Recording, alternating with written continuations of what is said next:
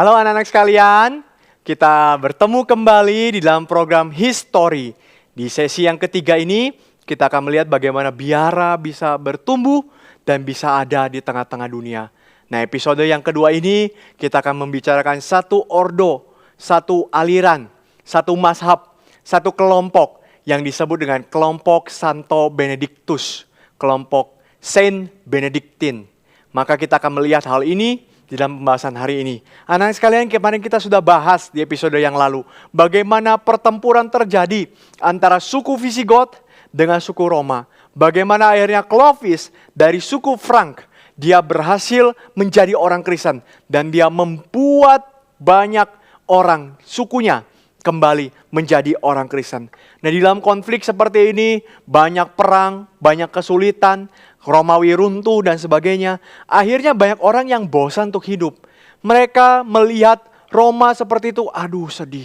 Mereka melihat perang dengan Visigoth, aduh sedih. Mereka melihat kondisi-kondisi politik, kondisi-kondisi ekonomi dan sebagainya. Akhirnya mereka mulai mentok. Mereka mulai merasakan, kami tidak mau lagi masuk dalam urusan seperti ini. Mereka mulai muak dan mereka mulai masuk ke dalam agama. Mereka pikir agama bisa menjadi solusinya saat itu. Karena itu biara di dalam kondisi yang seperti ini cukup populer. Biara di dalam bahasa Inggrisnya itu disebutnya monastery. Monastery itu berasal dari kata monas dan terios. Monas dan terios artinya apa? Hidup menyendiri. Artinya monos dan terios ya. Dan praktek ini sebenarnya sudah ada sejak zaman Yunani kuno. Jadi bukan kekristenan pertama kali yang membuat monasteri, membuat biara. Tidak, dari zaman Yunani kuno ini sudah ada. Sampai akhirnya diadopsi oleh kekristenan. Pertama kali diadopsi oleh seorang bernama Antony Agung atau Antony the Great di tahun 300-an.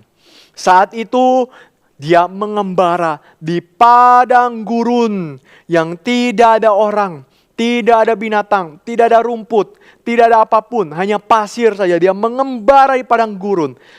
Bahkan dia sudah pergi ke padang gurun sejak umur 20 tahun. Mau ngapain dia di sana? Dia sangat rindu kerohaniannya bisa bertumbuh. Maka dia pengen punya persekutuan yang erat dengan Tuhan. Dia pengen kenal Tuhan lebih dalam. Dan bagi dia untuk kenal Tuhan, untuk punya persekutuan dengan Allah yang lebih dalam, maka dia tidak boleh mendapatkan gangguan dari manapun. Termasuk dari sesama manusia. Kalau dia mendapat gangguan dari sama manusia, bisa membuyarkan konsentrasinya, memecahkan konsentrasinya. Sehingga dia harus hidup sendiri. Dia tidak boleh ketemu dengan orang-orang lain. Tetapi justru waktu dia pergi mengembara hidup sendiri, justru banyak orang yang tertarik juga dengan cara hidupnya. Kayaknya menarik juga ya. Mungkin kita bisa benar-benar kenal Allah karena kita bisa konsentrasi berpikir tentang Allah di tempat-tempat yang terpencil, di gua-gua yang ada, di tempat-tempat yang tidak ada manusianya. Dan salah satunya ada seorang bernama Pachomius. Pachomius the Great. Pachomius ini akhirnya terinspirasi dengan pikirannya daripada Antony dan kemudian dia ingin menjadi murid daripada Antony. Dia masuk. Dia coba hidup sendiri. Tapi waktu dia mencoba untuk hidup sendiri, tetapi tidak segampang itu ya. Karena apa? Banyak orang lain juga mau hidup sendiri. Waktu mereka mau hidup sendiri, mereka mesti cari gua untuk mereka berteduh. Tapi gua tidak ada dimanapun. Sangat sedikit jumlah gua dibandingkan dengan orang-orang yang berdatangan untuk hidup sendiri. Maka akhirnya apa? Pachomius di sini mulai memikirkan tentang komunal monastery. Artinya apa? Biara yang berkomunitas. Tadinya hidup sendiri, gak boleh ketemu orang dan sebagainya. Tapi sulit seperti itu. Akhirnya mereka dikumpulkan di dalam satu tempat. Mereka bisa hidup sama-sama. Tetapi mereka tidak boleh saling ganggu. Ini seperti asrama. Dikumpulkan, berkelompok, tapi mereka tidak boleh saling ganggu. Bagaimana caranya tidak saling ganggu? Pachomius buat aturan yang ketat. Dan sejak saat itu, disinilah biara mulai muncul. Biara mulai hidup dan biara mulai berkembang. Maka biara mendapatkan popularitas yang besar. Apalagi di masa Benedict. Benedict of Nursia. Kota, ada sebuah daerah namanya Nursia. Benedict of Nursia hidup. Anak-anak sekalian, Benedik dikenal sebagai bapaknya biara. Dan dia mampu melakukan mujizat. Dia lahir dari keluarga bangsawan di kota Nursia. Nursia itu di mana? Nursia itu di Italia. Benedik lahir tahun 480. Jadi setelah Romawi hancur ya. Tahun 480. Dari kecil dia karena hidup sebagai keluarga yang kaya, dia sering diutus oleh ayahnya untuk menempuh pendidikan di kota Roma. Kota Roma banyak sekolah bagus, banyak universitas terbaik. Maka dia dikirim ke sana untuk belajar. Tapi waktu Benedik belajar di kota Roma, dia lihat, kok kehidupannya bobrok begini. Loh. Itu orang kenapa ya banyak nipu ya? Itu orang kenapa ya jahat ya? Lalu dia lagi mencuri. Apa-apaan ini? Kota itu begitu rusak secara moral. Mereka begitu jahat di hadapan Tuhan. Maka akhirnya Benedik merasakan, saya tidak nyaman. Ini kota jauh dari Tuhan. Saya tidak mau tinggal di dalam kota ini. Dari sinilah Benedik akhirnya pergi 45 km dari kota Roma ke satu daerah yang disebut Enfide. Di daerah Enfide ini dia bertemu dengan Romanus of Subiaco. Jadi dari daerah Enfide dia pergi ke satu kota kecil namanya kota Subiaco. Di situ dia bertemu dengan seorang bernama Romanus. Di sanalah Romanus mengajarinya banyak hal, terutama dengan gaya hidup biara. Engkau harus menjaga kesucian, engkau harus menjaga kesalehan dengan hidup di dalam biara. Maka akhirnya dia pun mulai menjalankan apa yang Romanus lakukan. Dia pergi mengembara ke satu daerah, ke satu gua. Kemudian dia tinggal di gua itu selama 3 tahun. Tidak bertemu orang sama sekali. Tidak bicara, tidak ngobrol dengan orang. Tidak mencari makanan dengan orang, tidak. Hanya sesekali saja Romanus datang mengunjungi dia di tempat itu membawa makanan. Tapi selain itu tidak. Maka di sana pikirannya, karakternya, pengetahuannya berkembang, bertumbuh. Dan orang mulai kenal siapa dia. Justru orang mengenal Benedik adalah orang yang sangat baik. Orang yang sangat dewasa dan sangat bijaksana. Karena itu ada sebuah biara di kota namanya Vicovaro. Biara di kota Vicovaro itu, kepala biaranya waktu itu meninggal. Mendadak meninggal. Dan mereka memohon, siapa yang mesti menggantikan? Oh, kami tahu, Benedik harus gantikan. Maka Benedik diminta untuk menggantikan. Awalnya dia tidak mau, tetapi akhirnya lama-lama dia setuju. Dan akhirnya dia memimpin biara di kota Vicovaro itu.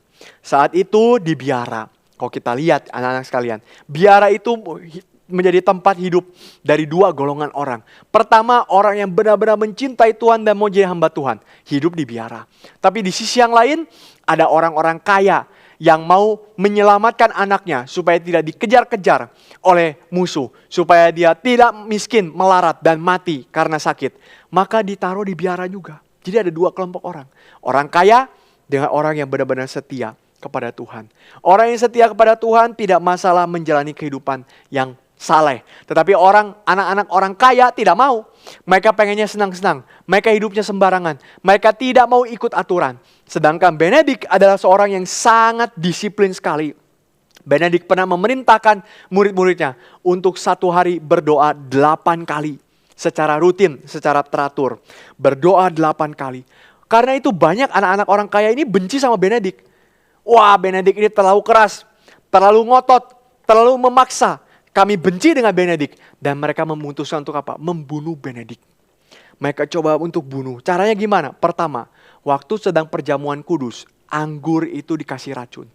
Anggur warnanya merah, dikasih racun, Benedik tidak akan curiga apa yang terjadi dengan anggur itu. Tapi waktu mereka kasih racun, mereka berharap Benedik minum, kemudian mati. Tapi waktu dia sedang berkhotbah, tidak tahu mengapa, cawan di tangannya itu karena terlalu semangat berkhotbah, akhirnya cawan itu jatuh. Atau mungkin bagaimana cawannya, akhirnya pecah cawan itu. Dan anggurnya terbuang. Benedik tidak minum daripada racun yang ada di dalam anggur itu. Ini menjadi satu mujizat yang terjadi. Orang-orang situ mulai kaget dan mulai mereka membicarakan tentang Benedik. Yang kedua kali, ada seorang imam bernama Florentius. Florentius iri hati karena Benedik begitu terkenal, dia tidak terlalu terkenal. Maka akhirnya dia coba membunuh Benedik dengan cara apa? Dikasih roti yang beracun. Rotinya dikasih racun, Benedik Harus makan roti itu supaya dia mati. Tapi waktu Benedict datang ke dapur itu, dia ambil rotinya, dia mau makan. Apa yang terjadi? Burung gagak tiba-tiba lewat, kemudian ambil roti itu dan pergi. Wah, Benedict tidak lagi jadi terbunuh. Maka orang-orang melihat bahwa, wah, dia ini adalah seorang yang diberkati oleh Tuhan. Ada banyak mujizat yang katanya di dalam sejarah itu terjadi. Tapi Benedict tahu apa yang dilakukan oleh murid-muridnya, sehingga dia mengatakan, saya mau pergi. Engkau tidak terima saya mau pergi dari tempat ini.